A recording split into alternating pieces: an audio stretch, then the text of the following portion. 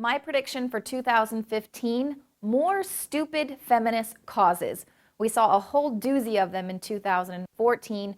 First, the hashtag activists set about to make George Orwell proud with the Ban Bossy campaign.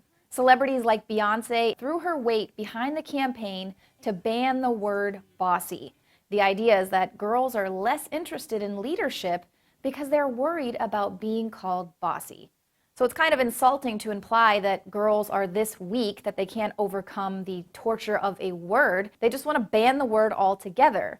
Despite the trauma of being called bossy when they were younger, all of the women featured in the campaign turned out to be incredibly successful in their own right. So it's less about protecting weak little girls and more about limiting thought, totalitarian state style. Meanwhile, the Iraqi parliament was preparing to pass a new law that would legalize rape, prohibit women leaving the home without the permission of their husband, and legalizing marriage to 9-year-old girls.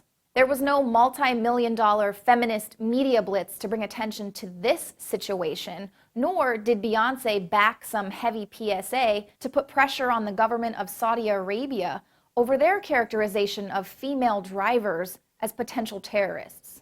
And there were all sorts of ridiculous things that feminists wanted to ban in 2014. Manspreading. They want to ban men sitting with their legs spread on public transportation rather than, cross them effeminately. The campaign says that it's a space thing, and some women took their hatred for men to the extreme with the hashtag #KillAllMen. And that's pretty self-explanatory, but apparently that was okay for Twitter. But when one woman dared to start the hashtag Women Against Feminism, insulted harpies set about to demand that Twitter suspend her account. Meanwhile, ISIS is asking Twitter for suggestions on how to kill a captured Jordanian pilot. No harpy rage there. But one thing that they didn't want to ban, nipples. That's right. While women in Pakistan are being stoned to death for marrying men that their families didn't choose, the feminists of the free world are demanding that they be free to post nip pics on Instagram. Girls in the Middle East are being sold into sex slavery for as little as $10 by ISIS. But in a creepy call to have the freedom to post her nipples on social media, Miley Cyrus photoshopped an image of her childhood head attached to a grown woman's body. Yes, this is really the big freedom that feminists are fighting for. And what is it about clothing that is so offensive to feminists anyway? Who can forget Shirtgate? A scientist took a giant leap for mankind when he was able to achieve the first ever landing of a spacecraft on the surface of a comet. But he was promptly brought back down to Earth when feminists attacked his choice of clothing, a colorful bowling shirt featuring scantily clad cartoon characters. And it was a shirt given to him by a female friend.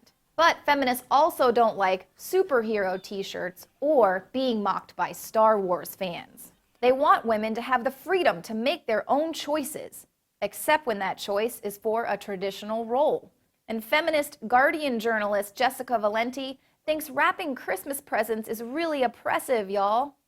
And apparently the Christmas holiday is oppressive to feminists around the world. Femin activists promoted the stealing of baby Jesus from nativity scenes as part of its Massacre of the Innocents campaign. Their demand, abortion as a woman's right. So they're going to simulate killing babies to make this happen. Today's version of feminism is a total joke. What used to be women fighting for the right to vote and the right to own property has been hijacked as a means for social engineering by the authoritarian, politically correct brigade. It has very little to do with actual women's rights. But since the word feminism has become a part of pop culture in 2014, and of course there's the ramp up for the 2016 elections with possibly 2 female contenders, I predict even more stupid feminist causes in 2015. These will be exploited to promote cultural Marxism, confuse gender roles, belittle men, and mislead women, all while completely ignoring genuine women's rights issues.